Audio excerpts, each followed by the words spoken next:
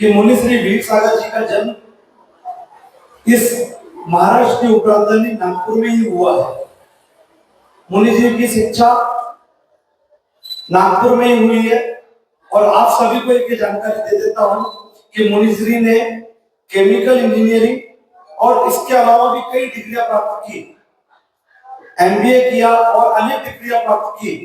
मुंबई जैसी महानगरी में गुरुदेव ने अपने जॉब से अपने करियर की शुरुआत की, लेकिन जॉब करते करते आपको यूएसए से करोड़ों के पैकेज का ऑफर भी आया, लेकिन आचार्य श्री विद्यासागर जी के दर्शनों के पश्चात गुरुदेव के मन में ऐसा वैराग्य भाव उत्पन्न हुआ कि उनको यह संसार नश्वर लगने लगा और उन्होंने सब कुछ त्याग करके इस दिगंबर वेश को धारण किया। ऐसे श्री वीर सागर जी हमारे बीच में साक्षात विराजमान है और हमारे परम सौभाग्य से गुरुदेव का नगरागमन पिछली 15 तारीख को नागपुर नगरी में हुआ और आने वाली 21 तारीख को विश्व शांति एवं भारत को विश्व गुरु बनाने हेतु श्री महाअतिशयकारी भक्तांबर महादीप अर्चना का कार्यक्रम कच्ची विसा ग्राउंड पर शाम 5 बजे से लेकर के रात के 12 बजे तक के श्री दिगंबर जैन परिवार मंदिर ट्रस्ट एवं सकल जैन समाज द्वारा आयोजित किया गया है। इस आयोजन का क्या उद्देश्य है, क्यों इसका आयोजन किया गया, इसके बारे में विस्तृत आपको जानकारी गुरुदेव से मिलेगी। गुरुदेव आपसे निवेदन है कि पत्रकारों को इस कार्यक्रम की जानकारी दीजिए। नमो नमो सत्तां नमो नमो वज्रां नमो सर्वसाधु। अहिंसा परमो धर्म की संत सोमयाचार्य गुरुदेव श्री विद्यासागर जी महाराज की पूज्याचार्य श्री समय सागर जी महाराज की परम पूज्य मुनि श्री वीर सागर जी महाराज की समस्त मुनि संघ की जब भी न्यू ईयर आता है, आज की यंग जनरेशन न्यू ईयर को सेलिब्रेट करने के लिए अपने घरों से बाहर निकल जाते हैं, लेकिन उसके सेलिब्रेशन का जो तरीका होता है बिल्कुल अजीबोगरीब होता है। उनके पेरेंट्स वे कभी नहीं चाहते कि हमारे बच्चे वे कार्य करें जो कार्य आज की जनरेशन कर रही है। आज इस टेक्नोलॉजी के जमाने में जहाँ हर सुविधा व्यक्ति के हाथों में है, फैसिलिटीज की कमी नहीं है, पैसों की भरमार है, सब कुछ उसके पास है, डिग्री है, स्टेटस है, नाम है, पैसा है, लेकिन इसके साथ साथ उसके साइड इफेक्ट्स भी उसके पास आते चले। और साइड इफेक्ट्स आप सभी जानते हैं, आज का युवा बहुत ज्यादा भाग रहा है व्यसनों की ओर, अल्कोहल की ओर, नशे की ओर, ड्रग्स की ओर। भारतीय संस्कृति तो एक आध्यात्मिक संस्कृति है। भारतीय संस्कृति सारी दुनिया के लिए हमेशा एक मोटिवेशन दिया है। भारतीय संस्कृति हमेशा एक माइलस्टोन रही है सारी दुनिया के लिए। जहाँ वेस्टर्न कल्चर सिर्फ अपने मोमेंटरी प्लेजर के लिए जीता है, लेकिन भारतीय संस्कृति उस आध्यात्मिक दृष्टिकोण को देने वाली है। भारतीय संस्कृति की एक विशेषता है, पूरी वसुधा को एक कुटुंब की भांति मानती है। अयं निजः परावेति परिणाम योगचेतसां उदार चरितानां तो वसुधैव कुटुम्बकम्। ये लोग होते हैं वही सोचते हैं, वे सिर्फ अपने और अपने सुविधाओं के लिए, मोमेंटरी प्लेजर के लिए है। लेकिन भारत देश एक ऐसा देश है, वो सबके बारे में सोचने की बात करता है, सबको ऊपर उठाने की बात करता है। अन्यों के कष्टों को वो अपना कष्ट मानता है, वो किसी के दुख को देख नहीं सकता। जितने भी महापुरुष भारतीय संस्कृति में हुए, उनका जीवन अपने लिए नहीं रहा, उनका जीवन स्वार्थ भरी नहीं रहा। उन सबका जीवन प्राणी मात्र के कल्याण के लिए, चाहे वो भगवान महावीर, चाहे ऋषभ, चाहे महापुरुष रामचंद्र जी, अथवा श्री कृष्ण जैसे ऐतिहासिक महापुरुष, अथवा महात्मा गांधी, कि महापुरुषों का एक लक्षण होता है, वो अपने को गौण कर देते हैं और दूसरों को सबसे पहला स्थान देते हैं। वो स्वयं कष्टों में रहना पसंद करते हैं, लेकिन दूसरों को सुख देने की वो बात करते हैं। स्वयं भूखे सो जाएंगे, लेकिन पहले दूसरे के पेट को भरने की वो बात करेंगे। जैसे वो अपने लिए अच्छा जीवन जीना चाहते हैं, तो दूसरों के लिए उसी प्रकार के जीवन को प्रदान करने की बात है। और भगवान महावीर का एक विशेष संदेश, परस्पर जीवन कहें जीव और जीने। जैसा हम अपना जीवन अपने लिए अच्छा मानते हैं, दूसरों को भी बिल्कुल एक वैसा ही मौका दिया जाना चाहिए कि वो भी अपने अनुसार पूर्ण आजादी के साथ, पूर्ण स्वतंत्रता के साथ एक अच्छा जीवन संस्कार में जीवन जी सके। बस जब ये जीवन जिया जाता है, तभी उसमें मनुष्य और पशुओं में अंतर आ जाता है। लेकिन जब आज का मनुष्य उन पशुओं की ही भांति आचरण करने लगे, उस हिंसा के पांडवों को व्यसनों और नशों की ओर भागने लगे, तो दोनों में ज्यादा डिफरेंस नहीं रह पाता है। तो आज विशेष रूप से आवश्यकता है युवा पीढ़ी को एक मार्गदर्शन की।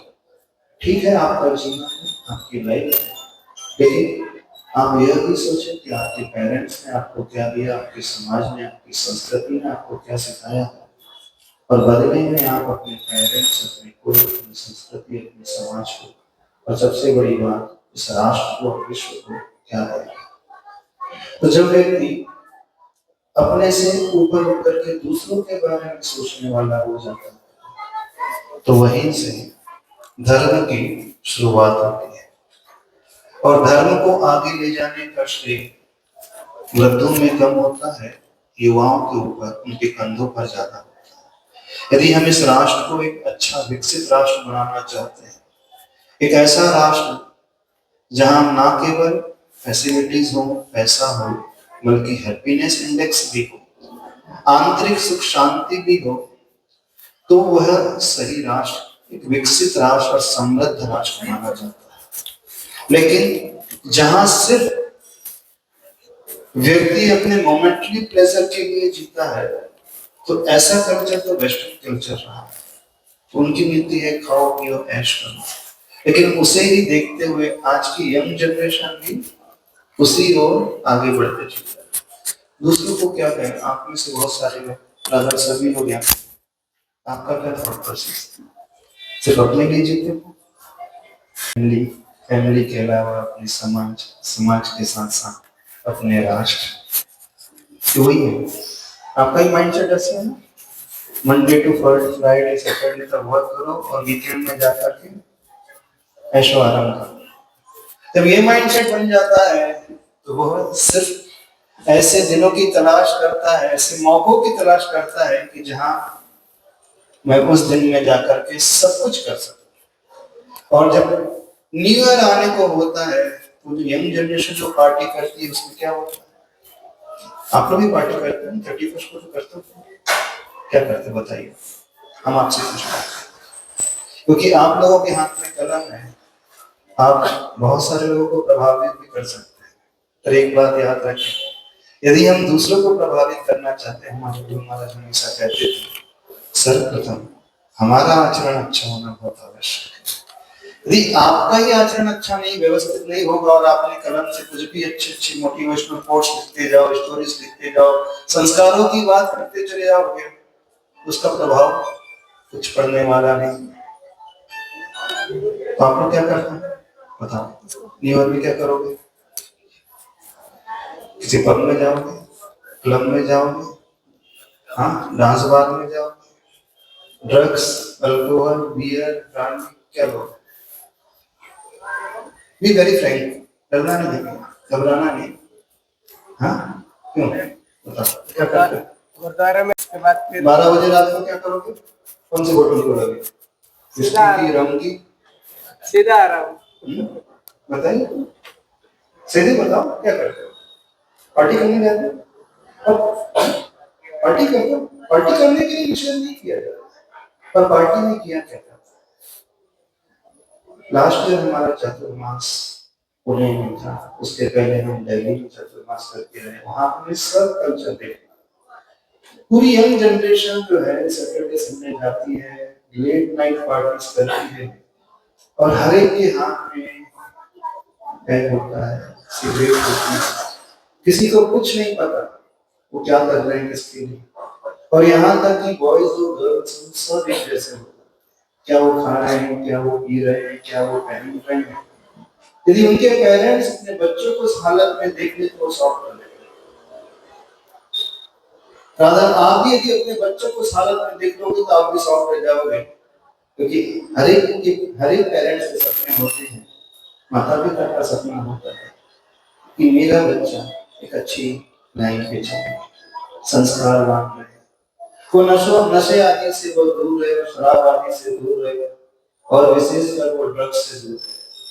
पहले तो फिर भी शराब तक सीमित रहती थी जनता, अब आज एक कदम दो कदम और आगे बढ़ गई तो वो ड्रग्स का सेवन करते। अभी रिसेंट में घटना घटी थी, एमडी ड्रग्स की, आपने सुनी भी हो।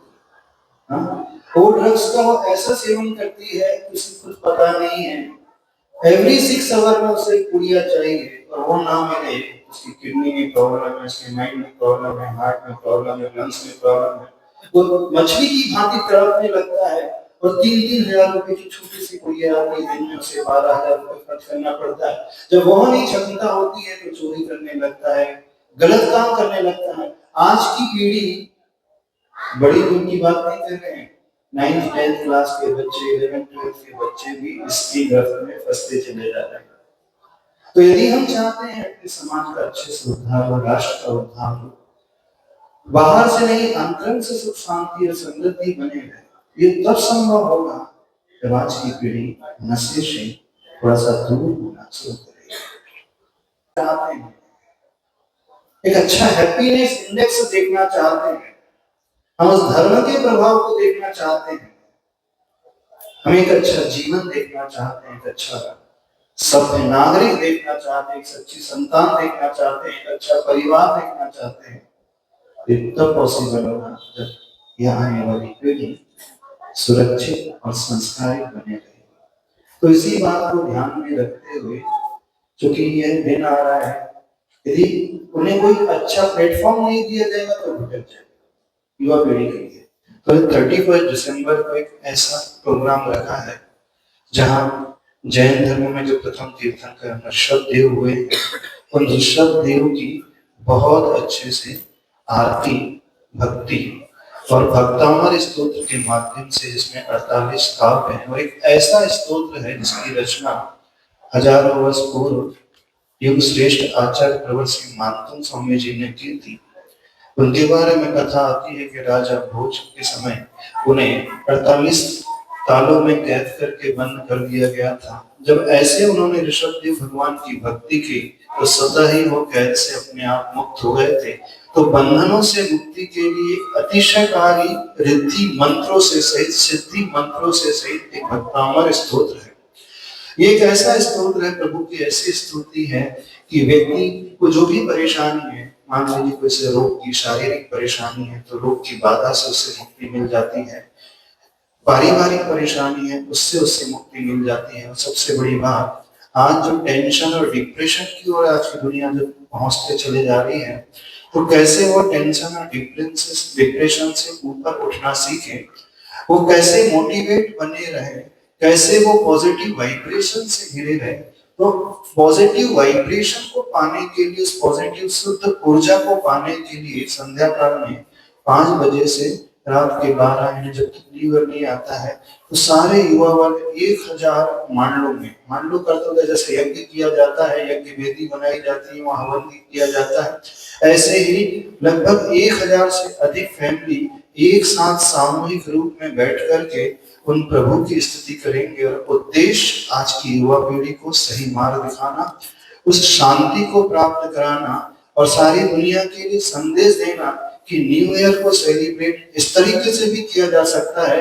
आज जहां वो इस तरीके का आलम्बन लेंगे तो भटकेगी नहीं, लेकिन धर्म और अध्यात्म से जुड़ेगी, गुरुओं से जुड़ेगी और एक अच्छे राष्ट्र निर्माण का वो संकेत देगी। एक अच्छा सशक्त राष्ट्र, एक अच्छा सभ्य राष्ट्र, एक आध्यात्मिक ऊर्जा को लिए हुए राष्ट्र, जहाँ सुख शांति की कामना सबके लिए की जाने वाली बात है, वह तब संभव होगा जब हमारे भटकते हुए युवाओं को एक अच्छी सही राह और प्रभु का और गुरु का आशीर्वाद मिल जाएगा। तो ये संस्कार का जब बीजारोपण हो जाएगा तो मान करके चलना, फिर उनका आने वाला पूरा समय, पूरा वर्ष बहुत अच्छा बीतेगा। क्योंकि कोई भी कार्य का मंगलाचरण, किसी भी वर्ष का मंगलाचरण यानी जो पहला स्टेप अच्छा उठना होता है तो आने वाले सारे स्टेप्स बहुत अच्छे हैं।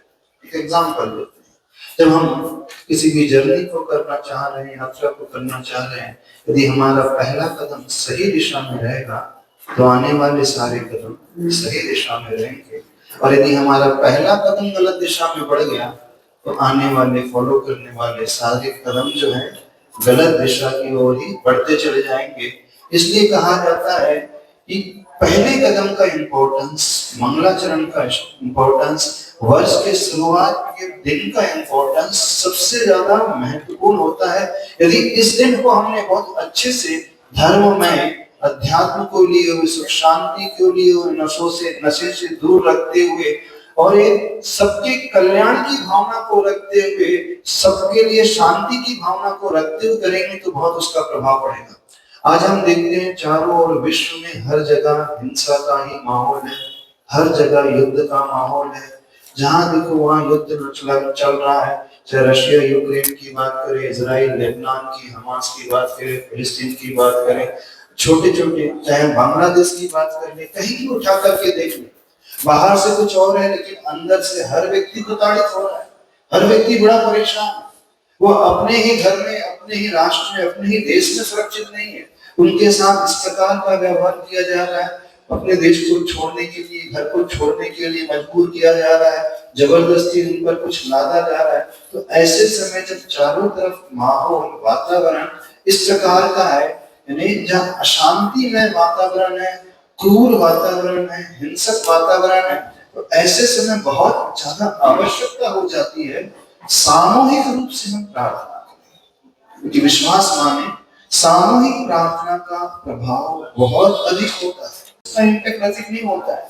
लेकिन जब मिलकर के प्रार्थना की जाएगी, मिलकर के भावना भाई जाएगी, तो उस भावना का प्रभाव बहुत अधिक पड़ता है, उसका भी संप्रेषण पड़ता है। क्योंकि जब मंगल भावनाओं से भरा जाता है तो चारों तरफ का माहौल अच्छा होने लगता है। जैसे मॉर्निंग में आप देखते होंगे सवेरे 5 बजे 6 बजे चारों तरफ अच्छा माहौल रहता है। हर व्यक्ति पापों को छोड़ करके अपने इष्ट प्रभु की आराधना में, प्रभु की भक्ति में, गुरु की भक्ति में, मंत्र के उच्चारण में, जाप में, पूजा में, भजन में, आरती में लग जाता है। जब इस प्रकार का वातावरण चारों ओर फैलता है तो उस समय की वाइब्रेशन जो है बहुत अच्छी है, हेल्दी वाइब्रेशन होती है। उस हेल्दी वाइब्रेशन में हम अपने आप प्रेरित होते हैं अच्छे कार्य करने के लिए। लेकिन लेट नाइट में जो वाइब्रेशन होती है आफ्टर 11-12, आप देखना प्राय हर व्यक्ति जो है धर्म में नहीं लगता रहता है, कर्म में लगा रहता है, गलत कार्यों में लगा रहता है, पापों में लगा रहता है और पीने खाने में लगा रहता है। तो उस समय जो वाइब्रेशन होती है, जो काल होता है, जो वातावरण होता है, वो शुद्ध नहीं होता, अशुद्ध होता है। उस समय यदि हम कुछ अच्छा करने भी जाए तो वो हमारे लिए सपोर्टिंग इफेक्ट पैदा नहीं करता है, बल्कि वो हमारे लिए डिस्टर्बेंस इफेक्ट पैदा करता है। तो ऐसे समय प्रातः काल का भाव इस प्रकार क्यों होता है? क्योंकि चारों तरफ प्रार्थना होती है, भजन होता है, भक्ति होती है, आरती होती है, मंत्रोच्चारण होता है, प्रभु की पूजा आदि होती है। तो जब सामूहिक रूप से इस प्रकार का कार्य किया जाता है तो ऑटोमेटिकली वो वातावरण को, क्लाइमेट को, पर्यावरण को भी बहुत अच्छा बनाता है। जब प्रभु की आरती की जाती है दीपक से, तो वहां का पर्यावरण भी संतुलित होने लगता है। आज हर जगह जो है निगेटिव वाइब्रेशन ही निगेटिव वाइब्रेशन है, पॉल्यूशन के अलावा कुछ नहीं भरा हुआ है। चाहे हम नॉइस पॉल्यूशन देख लें, व्हीकल का पॉल्यूशन देख लें, बातों का पॉल्यूशन देख लें, विचारों का पॉल्यूशन देख लें, शब्दों का पॉल्यूशन देख लें, फैक्ट्रीज का पॉल्यूशन देख लें, हर जगह पॉल्यूशन, पॉल्यूशन के अलावा कुछ भी नहीं है। तो ऐसे समय हमें पर्यावरण को बैलेंस करने के लिए भी एक आवश्यकता है, प्रयास किया जा रहा है ताकि युवा पीढ़ी जो है वो नशे से बच सके, शराब आदि के सेवन से बच सके, ड्रग्स से बच सके और एक दूसरे की सुरक्षा के लिए और सबसे बड़ी बात धर्म की भावना से ओतप्रोत हो सके, सबके कल्याण के बारे में सोच सके, विश्व कल्याण के बारे में, विश्व शांति के उद्देश्य को रख करके। क्योंकि विश्वास माने जब कहीं शुरुआत होती है, शुरुआत तो भले थोड़े से होती है लेकिन धीरे धीरे वो विशाल रूप ले लेती है।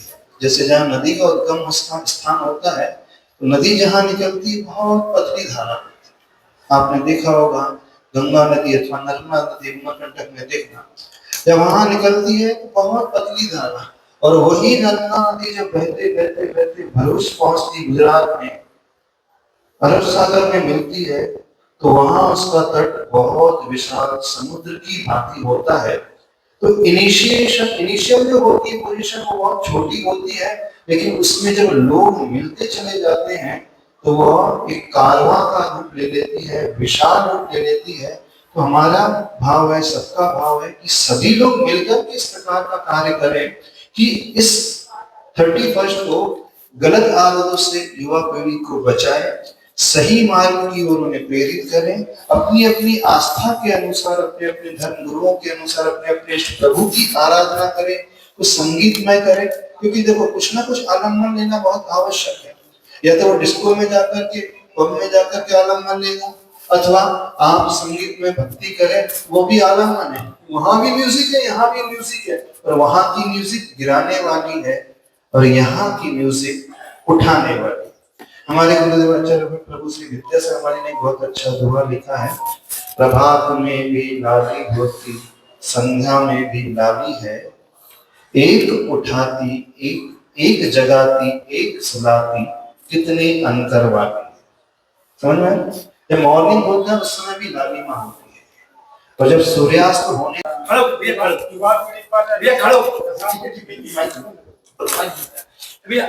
संध्या काल की शाम की लालिमा होती है वो सुलाने वाली होती है, और जो प्रभात काल की लालिमा होती है वो जगाने वाली होती है। लालिमा दोनों है, लेकिन एक जागरण का प्रतीक है और एक सोने का प्रतीक है, डुबोने का प्रतीक है। तो क्यों ना हम आज की टेक्नोलॉजी के, आज के संसाधनों को जागरण के लिए प्रयोग करें, और जब हम इस संकल्प को ले लेंगे तो चारों तरफ का वातावरण, चारों तरफ का माहौल और एक विचारधारा, एक संप्रेषण उसका बहुत अच्छा है। साइंस के अनुसार एक आता है लॉ ऑफ अट्रैक्शन, यानी जो हम सोचते हैं उसी प्रकार की वर्गणाओं को हम अट्रैक्ट करने लगते हैं, उन्हीं प्रकार के लोगों को हम अट्रैक्ट करने लगते हैं। जिस प्रकार की हमारी थॉट प्रोसेस होती है सराउंडिंग में देखना, वैसे ही लोग हमारे इर्द गिर्द अपने आप आने लगते हैं। तो जब हम अच्छी सोच से शुरुआत करेंगे नए वर्ष की, तो हम अच्छे लोगों को, अच्छी विचारधारा को अब स्वतः ही अट्रैक्ट करते चले जाएंगे। और जब कोई व्यक्ति नए वर्ष की शुरुआत गलत भाव को लेकर के, व्यसनों को लेकर के, पाप को लेकर के, नशे को लेकर के करता है, तो उसी प्रकार की विचारधारा के लोगों को अट्रैक्ट करता चला जाता है। तो उसका पर्पस जो है 31 दिसंबर का मूल रूप से यही है कि युवा पीढ़ी को भटकने से बचाना, उन्हें एक सही दिशा निर्देशन देना और विश्व शांति की कामना करना। सबके लिए आने वाला वर्ष मांगलिक हो, मंगलमय हो, शुभ को देने वाला हो, सबके लिए वो निरोगी काया को देने वाला हो और आंतरिक समृद्धि को देने वाला हो, यह उद्देश्य है। लेकिन ये तब सफल होता है जब सामूहिक प्रयास किया जाएगा, मिलकर के कुछ कार्य करेंगे तो यह संभव हो पाएगा। और इंडिविजुअल करेंगे, अकेले करेंगे तो वह बात नहीं आ पाती है। जहाँ एकता के सूत्र में बन करके कार्य किया जाता है तो एक चिंगारी छोटी सी होती है लेकिन वो विशाल मशाल का रूप ले लेती है, और जहाँ मशाल हो जाती है तो वो अंधकार को दूर करने में, नष्ट करने में बड़ी सहायक सिद्ध होती है। तो इसी उद्देश्य को रख करके ऋषभ देव भगवान के जो जैनों के प्रथम तीर्थंकर हैं, उन तीर्थंकर भगवान की स्तुति बहुत सारे हजारों लोग मिलकर के इस कच्चे दिशा ग्राउंड में करेंगे और अपने आप को और पीढ़ी को नशे से, व्यसनों से दूर रखेंगे और प्रभु की भक्ति और सबके कल्याण के लिए, सबके भले के लिए करने की भावना पाएंगे। मार्गदर्शन किया है, इस पर फोकस किया है। हाँ, राइट। तो आप क्या संदेश देना चाहते युवा को, क्योंकि सभी युवा तो ऐसे नहीं है कि जो नशा करते हैं, या सभी युवा उस तरह से नौबर्स को ये करते हैं, तो आप क्या संदेश क्या देना चाहते हैं? सभी युवा तो होते नहीं है, लेकिन बहुतायत में जो देखने को मिल रहा है आज का जो ट्रेंड है, क्योंकि हर एक के हाथ में मोबाइल है, हर एक व्यक्ति जो है टीवी से जुड़ा हुआ है, हर एक व्यक्ति जो है सिर्फ इंद्रिय सुख के लिए भागना चाह रहा है, पीने खाने की बात कर रहा है। तो हमें उस ट्रेंड को बदलना है। देखिए, वेस्टर्न कल्चर को देखते देखते, फॉलो करते करते आज भारतीय संस्कृति पूरी तरह से विद्रूप होते चले जा रही है। तो भारतीय लोगों ने भी यही एक्सेप्ट कर लिया है कि हमारा नया वर्ष अभी से शुरू होता है। जब भारतीय संस्कृति में नए वर्ष की बात आती है तो वहाँ दीपक प्रज्वलित करके नया वर्ष मनाया जाता है। जैसे दिवाली की बात करते हैं, वहां पर भी नए वर्ष की शुरुआत होती है। अथवा गुड़ी पड़वा के समय नया वर्ष होता है तो वो धर्म में बताया जाता है, बनाया जाता है। लेकिन जो पाश्चात्य संस्कृति है वहाँ पटाखे जला करके, कैंडल को बुझा करके इस प्रकार से मनाया जाता है। तो यहाँ प्रकाश को फैला करके नया वर्ष मनाने की बात की जाती है, वहाँ अंधकार को उत्पन्न करके नया वर्ष मनाने की बात की जाती है। तो प्रभाव उनका अधिक है, क्योंकि आज सब कुछ ग्लोबलाइज हो रहा है। भले ही वो छोटे से गांव में, छोटे से शहर में रह रहा है, पर वो मानसिक रूप से पूरे देश से नहीं, पूरे विश्व से जुड़ा हुआ है। वो हर संस्कृति को देख रहा है। जहाँ चकाचौंध से ज्यादा व्यक्ति है, जहाँ उसे घूमने फिरना, ऐशो आराम के साधन जहाँ मिलते हैं, अधिक मिलते हैं, तो उस ओर स्वतः ही वो आकृष्ट होने लगा है।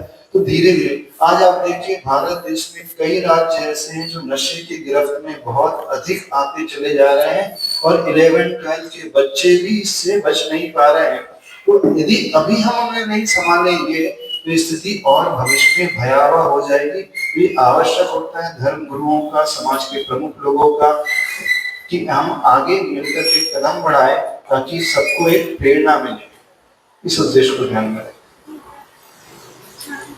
कहीं ना कहीं पेरेंट्स को भी चाहिए कि उन्हें घर से संस्कार देना चाहिए, ना कि वेस्टर्न कल्चर को सिखाना चाहिए। देखो, आपने सही कहा, पेरेंट्स को तो देना चाहिए, लेकिन पेरेंट्स भी इसी प्रभाव में आते चले जा रहे हैं।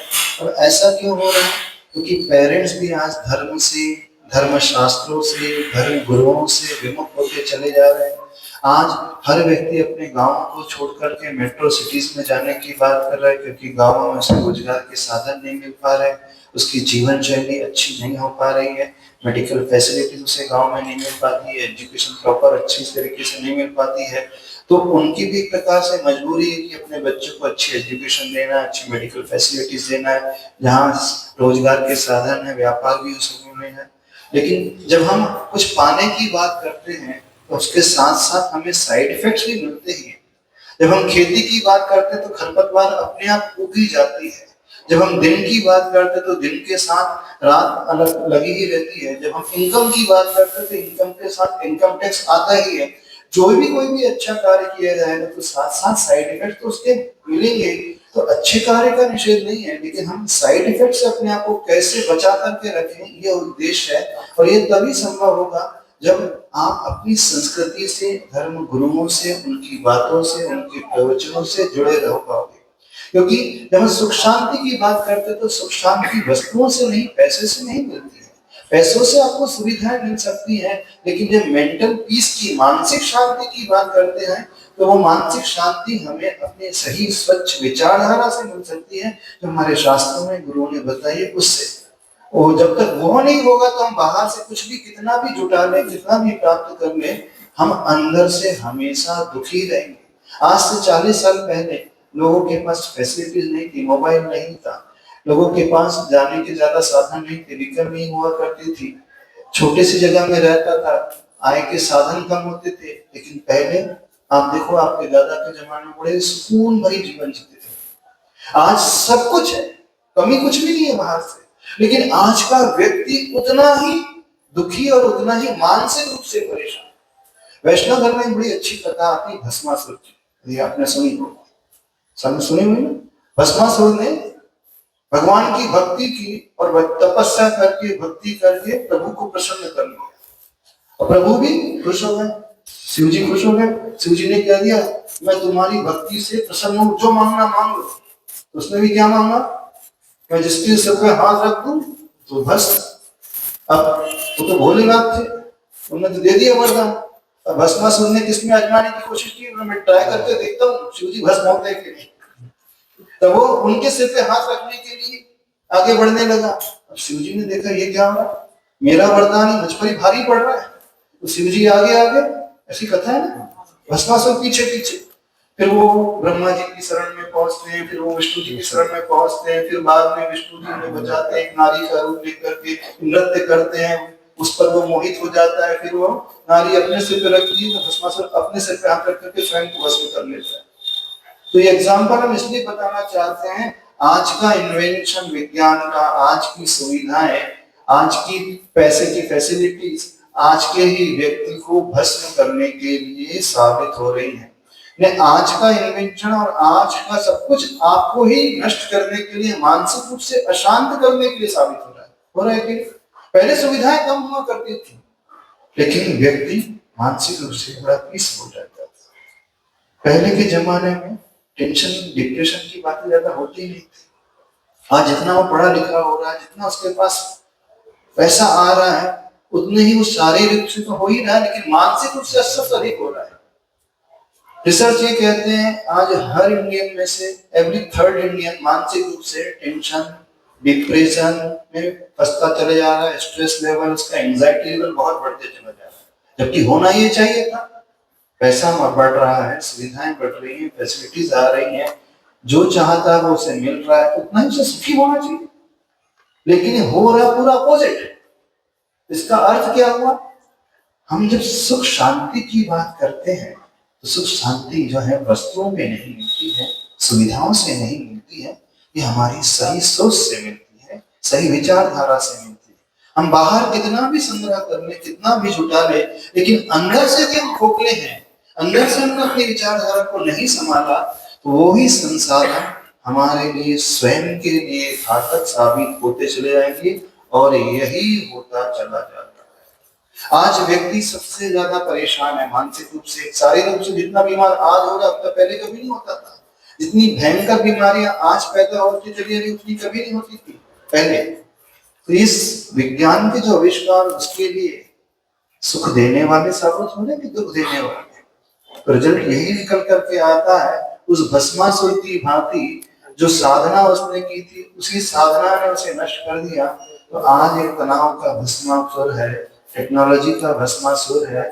मेहनत तो आज के व्यक्ति ने, विज्ञान ने बहुत की है, लेकिन वही इन्वेंशन उसके लिए घातक साबित हो रहा है। आज हर व्यक्ति, हर देश एटम बम के पिन पॉइंट पर बैठा है, कुछ नहीं पता, कोई नहीं जानता कब कहाँ ब्लास्ट हो जाए और सारा का सारा उसका धरा का धरा रह जाए। हम बाहर कितना भी अच्छे से अच्छे थॉट देख लें, लेकिन भीतर अंदर से अंदर खोखले ही होते चले जा रहे हैं। तो उस खोखलेपन को दूर करने का यदि कोई रास्ता है तो एकमात्र वही रास्ता है, हम भक्ति से जुड़े, संस्कार से जुड़े, गुरुओं की वाणी से जुड़े, शास्त्रों को पढ़ना सीखे, अपनी विचारधारा को संभालना सीखे। तो इसी उद्देश्य को ध्यान में रखते हुए आने वाले 9 वर्ष में तो युवा पीढ़ी गलत दिशा की ओर ना बढ़े, एक सही दिशा की ओर कदम बढ़ाए, सार्थकता को लिए हुए, और जो उसके लिए, उसके परिवार के लिए, उसके समाज के लिए, राष्ट्र के लिए साबित हो, इसी को ध्यान में रखते हुए प्रोग्राम को ऑर्गेनाइज किया गया है, जहाँ चारों तरफ सुख शांति का माहौल रहे, हर जगह अच्छा हो। और सबसे बड़ी बात, आप वो माता पिता अपने बेटों को ना खोएं, वृद्धावस्था में उनके संभालने वाला उनका बेटा रहे, वो अर्ली एज में ही मौत का शिकार ना हो जाए, उसे कोई ऐसी भयानक बीमारी ना हो जाए, नशे की गिरफ्त में आकर के बहुत जल्दी वो मर ना जाए। इसी बात को ध्यान में रखते हुए इस बात पे प्रोग्राम रखा गया। तो हम आपसे पूछ रहे हैं, आप लोग क्या करते हो? जितने यहाँ पर पत्रकार हैं, नहीं, प्रचार प्रसार का तो करते हैं। आपकी रियल लाइफ कैसी है? वैसे पर्सनल क्वेश्चन है, वैसे पूछना नहीं चाहिए, कभी पूछ ले। इनमें से कितने लोग ड्रिंक करते हैं अल्कोहल? कोई नहीं लेता। जो पार्टी में मिल जाए तो ले लेते। अच्छा, ओकेजनली फ्रीक्वेंटली 50-50% डेली वाले भी है। अब आप स्वयं ले रहे हो, दुनिया के लिए कैसे खाओ? ड्रग्स नहीं लेते, सिगरेट हेल्दी है, इट्स गुड फॉर हेल्थ, ऐसा है। देन क्या है? हाँ,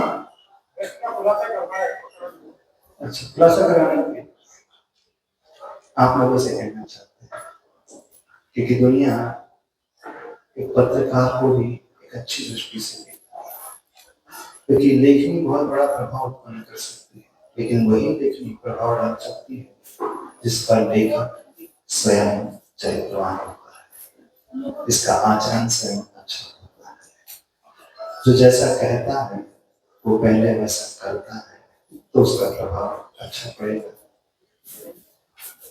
हम करेंगे कुछ और कहेंगे और लिखेंगे कुछ, तो उसका प्रभाव बिल्कुल नहीं होगा। इस बात को सभी लोग समझ, हमारी बात समझ में आई? तो आप लोग जैन गुरु के पास आए, कुछ यहाँ से लेकर के जाना, शुरुआत अपनी को से करना, कुछ लेकर के जाओ यहाँ से। नहीं, गिफ्ट की बात नहीं कर रहे,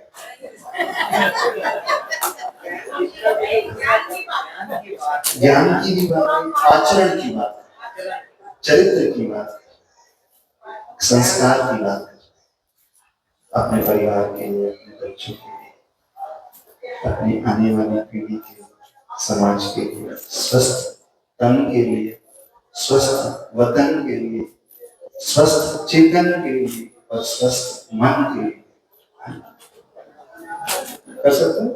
नए वर्ष को मनाने के लिए सारे जैन समाज के लोग 50,000 दीपकों के साथ ऋषभदेव भगवान की विशेष रूप से महाआरती महाभक्ति करेंगे।